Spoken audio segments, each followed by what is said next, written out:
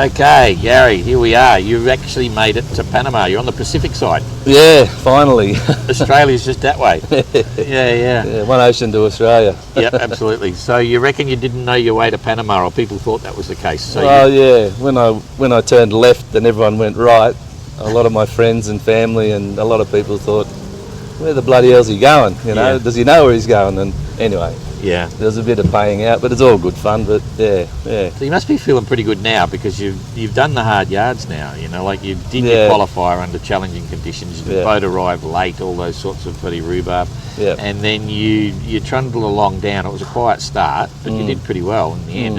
And now you're here. So how do you feel? You're relaxed, or you're still under pressure or stress? No. I was talking to my sister and my wife the other day, and I feel really good.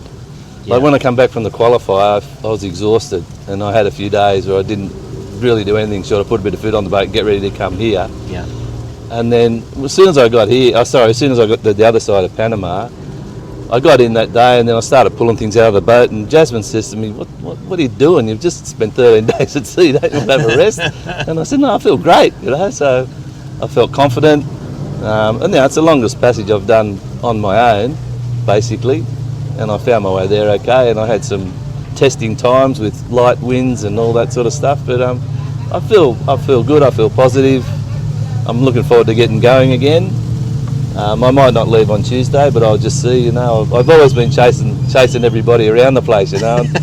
So, I'd like to have a little look around here. I quite like Panama, Yeah. No, too true.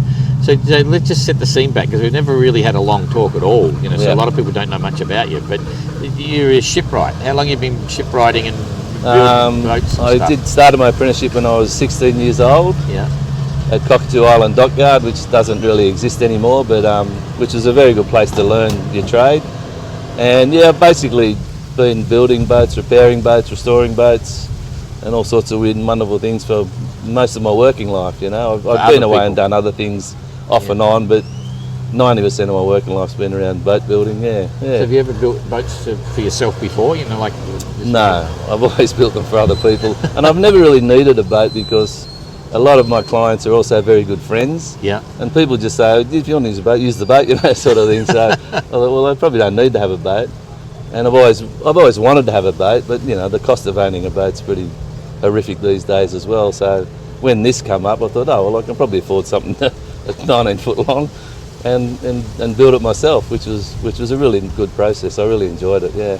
Yeah, I remember when you first inquired about the plans, and I said, oh look, this is a bloody boat builder from Sydney, because I'd never, you know, we'd sort of, I was 20 years in Sydney, but never sort of bumped into you that much, but it was kind of fun. So you did enjoy building. What got you started? Where did it come from? You know, Well, I think it came up on Facebook or something. I was just, you know, you go down the rabbit hole in Facebook one night, and I saw it clicked up, and I had a look at it. I was reading, and I said to my wife, well, have a look at this, and she had a look at it, and she said, oh, that seems interesting. And then we talked about it, and she said, well, buy the plans, you know. And I thought, oh, geez, okay, fair enough, I'll buy the plans. And I had all this timber and all this sort of stuff set aside. I've had it for years, you know, lying around the house, under the house, in the shed. and then I started building it, and it went from there, basically. It took me 3 years, part-time. Yeah. And the last sort of 4 months, I suppose, a bit longer, was pretty full-time, you know. So otherwise I'd still be doing the bloody thing. There's a few people I never thought they'd get to the start of the race. Yeah, and you were one of them, because you'd had the hull built and bits and pieces, but it would take forever. And then I think you more or less said you're going to retire and go full-time. Yeah, well, what happened was I had a double knee replacement in January last year. So that sort of put me out of action for 4 months. So I lost 4 months building time. Yeah. You know, so that was what it was basically. So that was, if I had those 4 months, you know, I probably would have made it to Portugal. I think I would have made it to Portugal, sort of thing, you know. So I remember when that was happening, because then we were talking about it, and you thought you had to give up, and I said, oh, why don't you just ship it to bloody Antigua? Which sort of happened. The shipping companies always make great promises, but you know, they never deliver on time. Yeah, you had a couple of good mates to give you a hand, so that was Westy and Pete Taprell, Stork we call him, and everyone knows him as Stork, and Westy.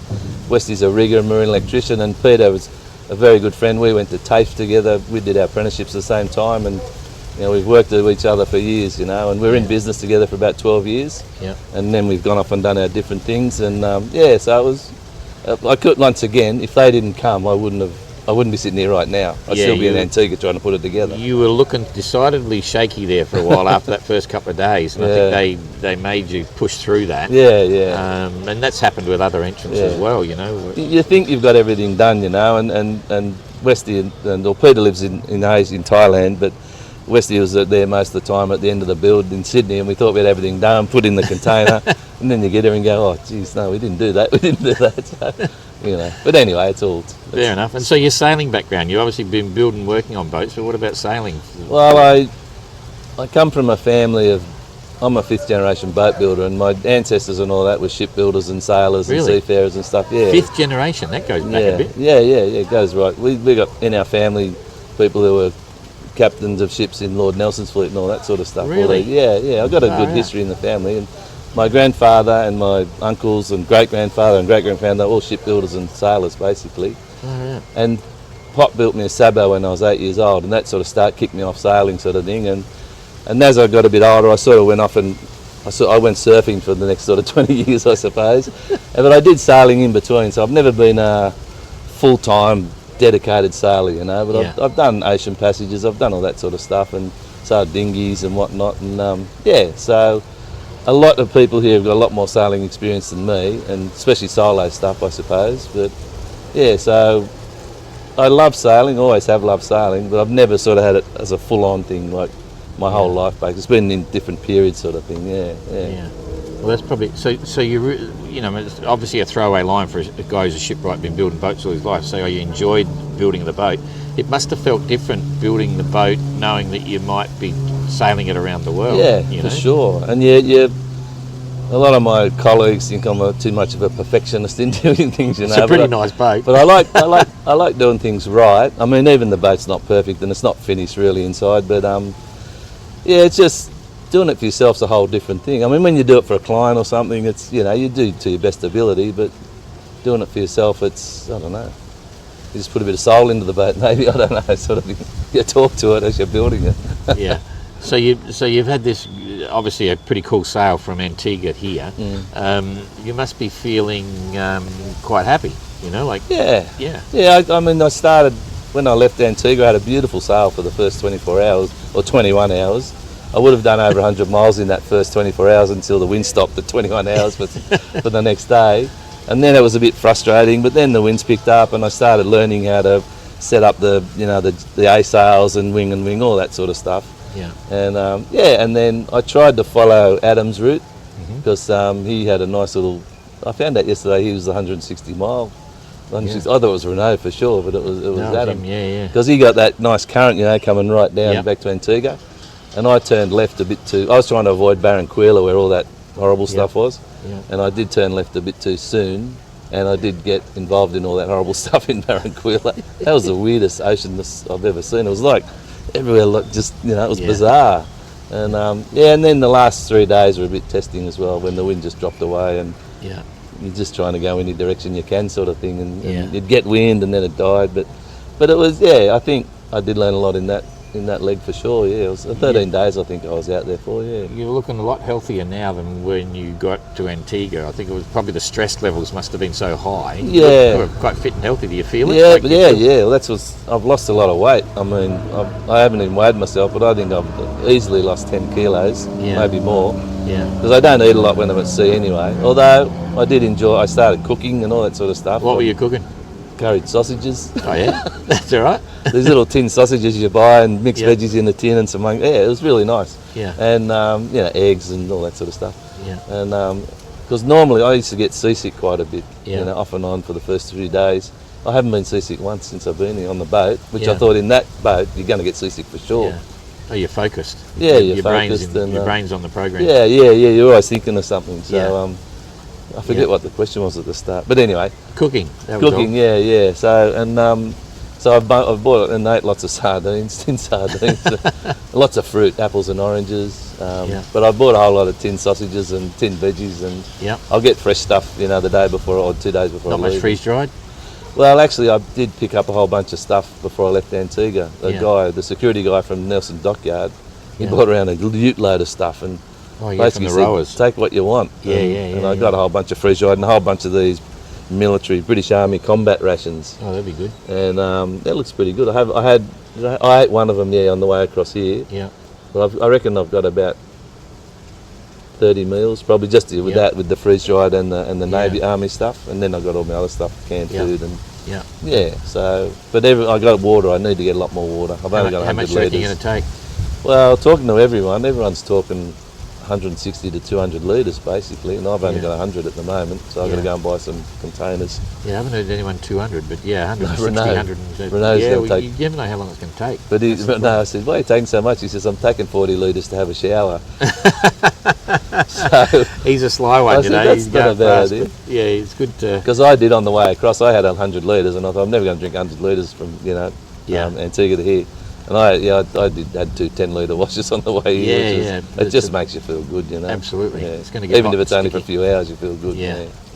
Mm. So, like living on the boat, you know, sailing at sea and all that sort of stuff. Are you comfortable? Like you enjoy it? You know, yeah. It's okay. Yeah. No, I think the fact that I can go downstairs and not feel queasy and all that is a big advantage. Yeah. And I slept a lot. I mean, I That's a good probably thing. slept too much.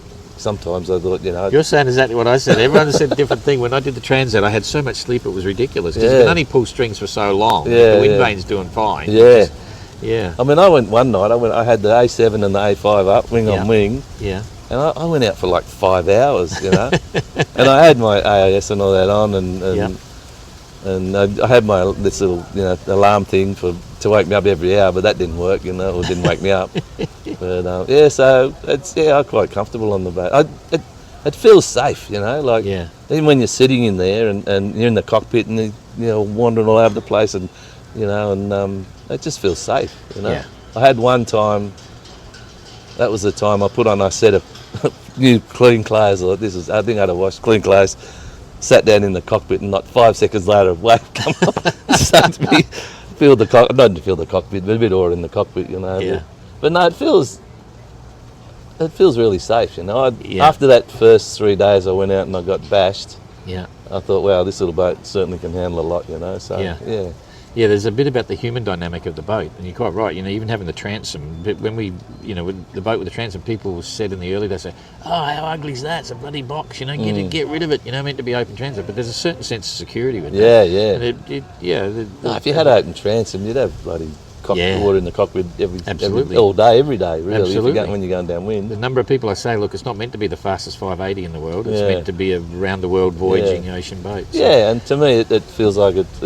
As long as we don't get too much on the nose, that's not much fun. But I've had my fair share of that. Yeah. But it's like I said, I don't feel anxious at all. Yeah. Even when it's a bit rough, Yeah. So I'm like the first time, I was. To be honest, I was scared that first 3 nights. It really got under my skin. But since then, I'm quite happy with the boat. Yeah, too true. It always seems bigger than it really is. It's like that visual when you look at the front, everything's there, but it's smaller. And you could be on a 10-metre boat. It's kind of funny. Yeah. Anyway, and so what about, you're enjoying sailing the boat? So-wise? Yeah. I mean, I've been trying a few different combinations, and I had a bit of when was it coming down? The last night, I had the A5 and the A7 up, and then second last night, I got hit by a gust, and I started to furl up the A5, and it all just went to Mud. Went to mud, yes. Not the other word I was about to say.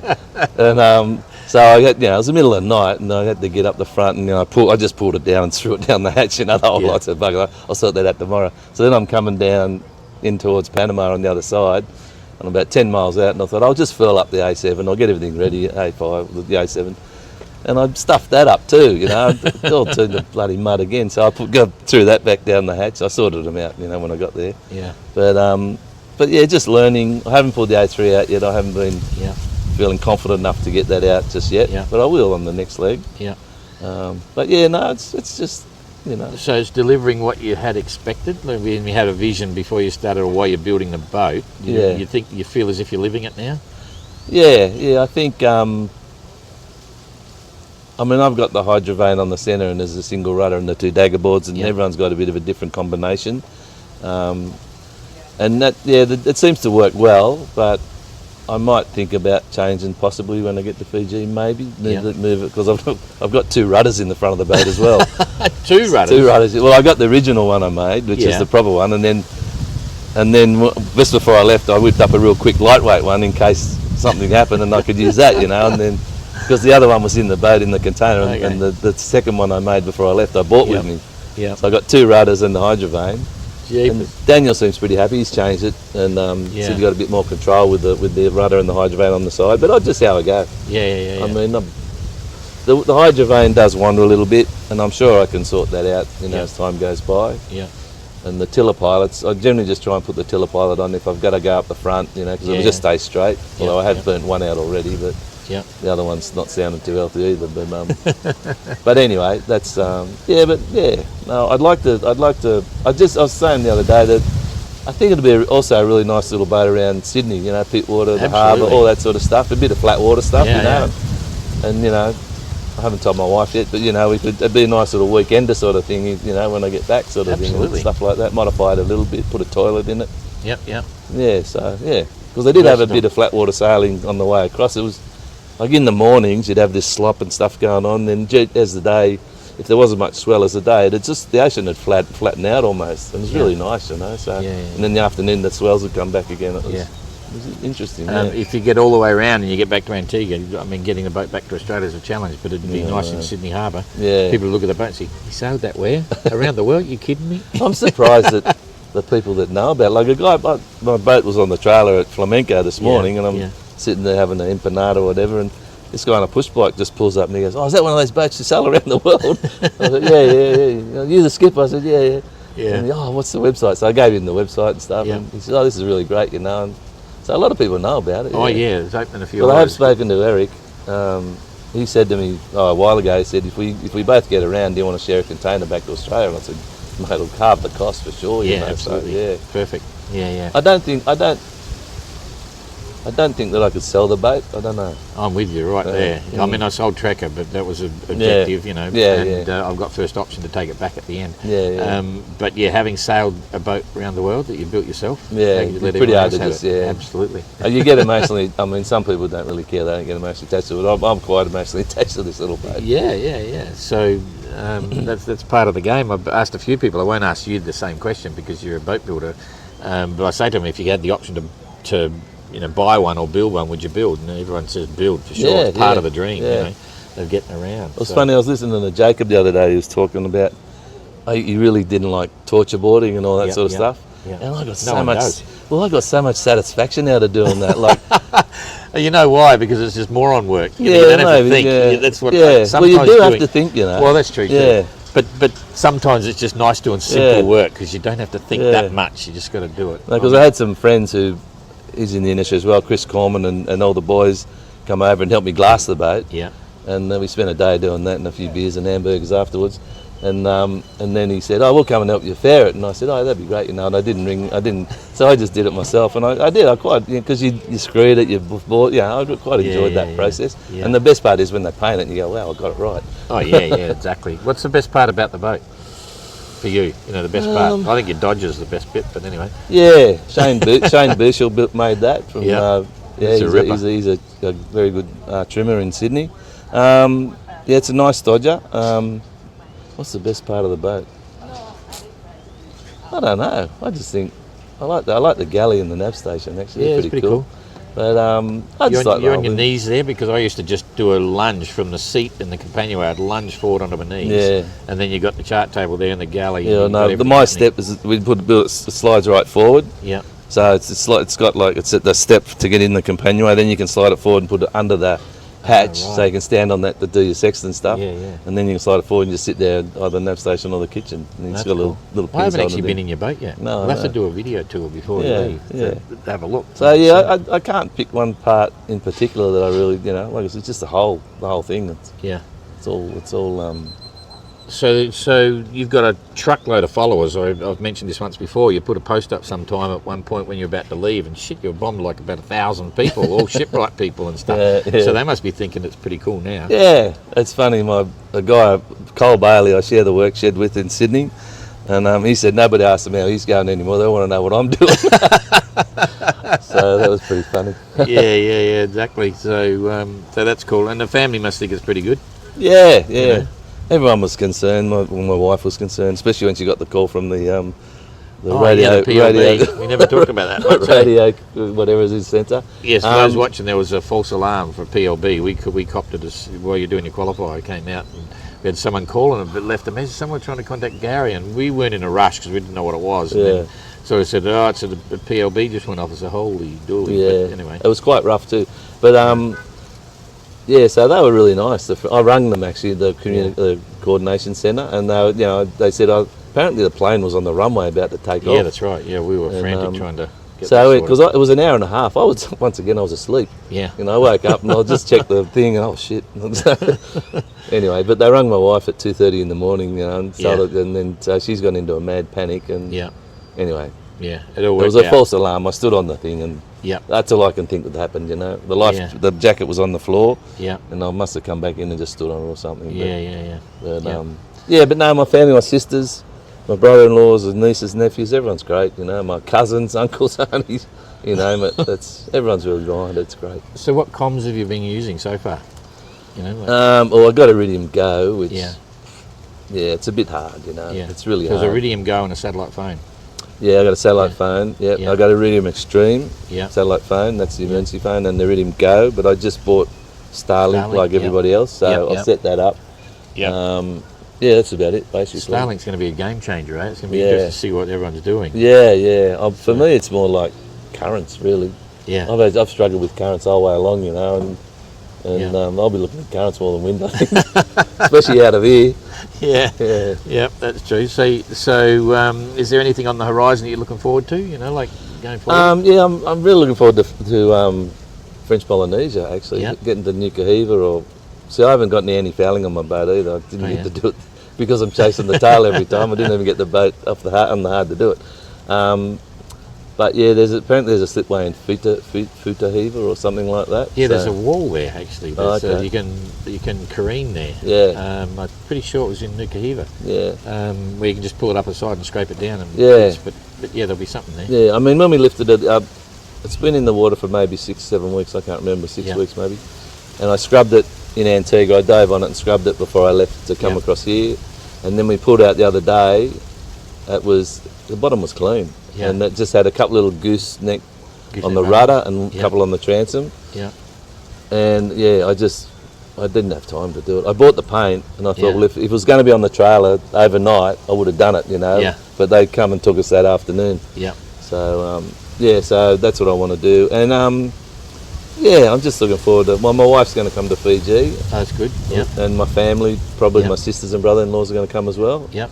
They just always hassle me. When are you going to get there? I said, well, I can't tell you right now because it's a bit too far away. There's a fixed start. You know what I mean? 26th of July. So you can figure you'll be there at least 3 weeks before or something. Oh, okay. Well, should be.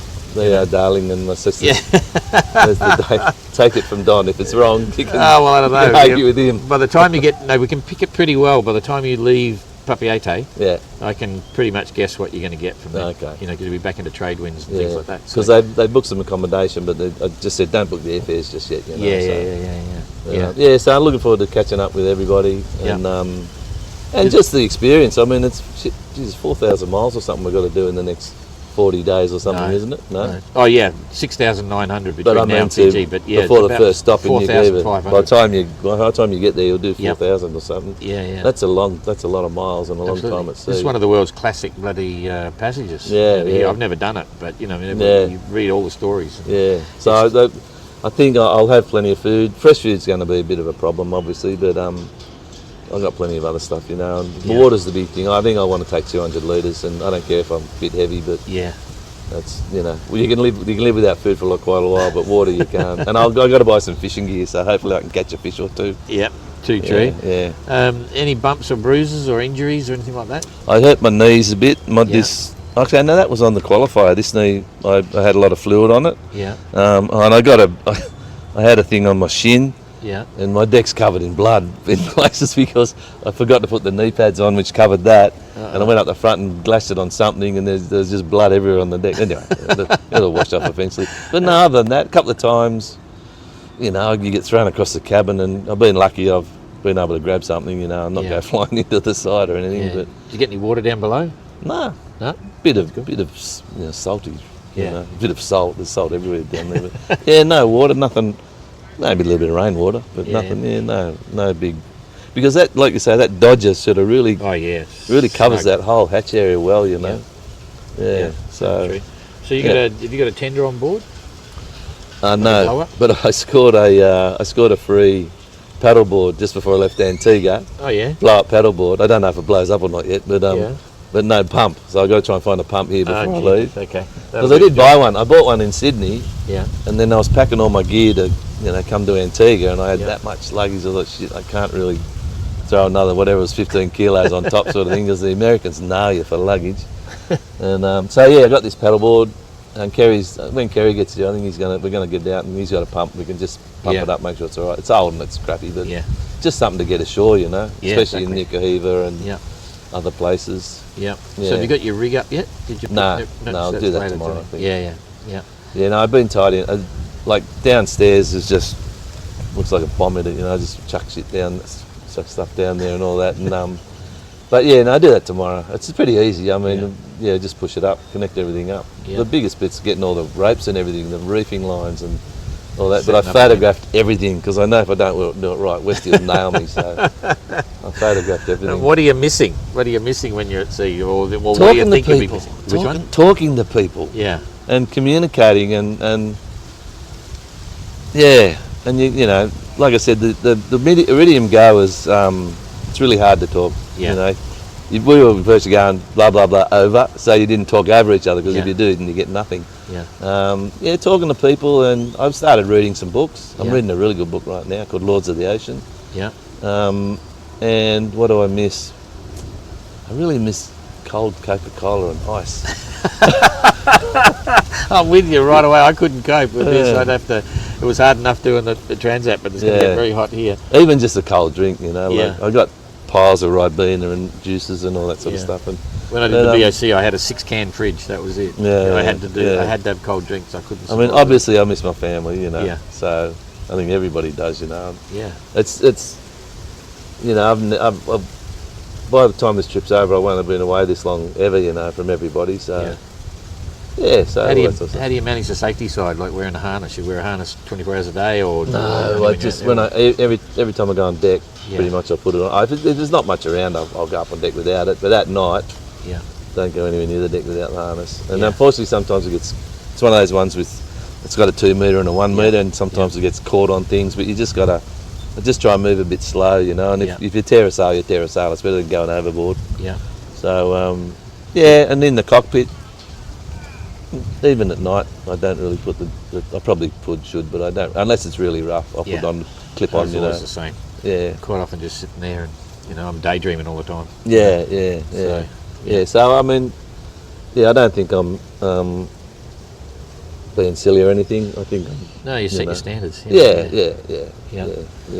Yep, that's cool. All right, so it's happening, and do you think you're going to have trouble sailing past Fiji? Because then you're sailing away from Australia? Don't know. We'll see how we go at Fiji. My goal has been to get to Fiji for starters. Yeah. And then see if I'm, still sane. Yeah. My wife's also a big consideration. Yeah. And if push comes to shove and I don't think I can keep going, I'm not silly, Yeah. I'll just sail home to Australia. But Yeah. a lot of people are relying on me to get around the world. Absolutely. So- Eric Starr, he's going around. Yeah, You yeah. got to stick with that. Yeah, no, when you're out there and the weather's really crap, or you got no wind, you're going, bugger this, I've had enough of this, But Yeah. then you wake up to yourself and This is the chance to do it. You look back on it your whole life. you know? yeah. But there's a fair bit to take into consideration, Absolutely. We've got a long way to go. It's only just started. Yeah, It's only just exactly. started. So Yeah. my goal is to get around. Yeah. I don't care if I come last, as long as I get across the Yeah, finishing line, Yeah. And everybody's the same. Everyone wants to get around. Yep. And there's the ones who are competitive. There's about 4 or 5 of them who are really competitive. Well, you haven't seen part of it because you've been away. You've been behind the ball game, but everyone's really keeping everyone going. Working on their boats and giving them a And I hand see all that everyone's sort of picked up their speeds and all sorts of stuff as Yeah. they've got along. And that's what I'm hoping happens to me the next stuff. leg. It's already happening. I can see it. Yeah. You can see it. Yeah. So Yeah. should Okay, all good. Anything you want to say before we wrap it up? Anything Oh, special? just thank you to everyone that's helped me, and my wife, and Yeah, get emotional. Just everyone that's helped. it's that sort of thing. Yeah. All right. Yeah. Good stuff. Thanks, mate. And we'll No see you on worries. the other side. Okay, thank you. Fiji, big time coming. Yeah. See you, mate. Yeah,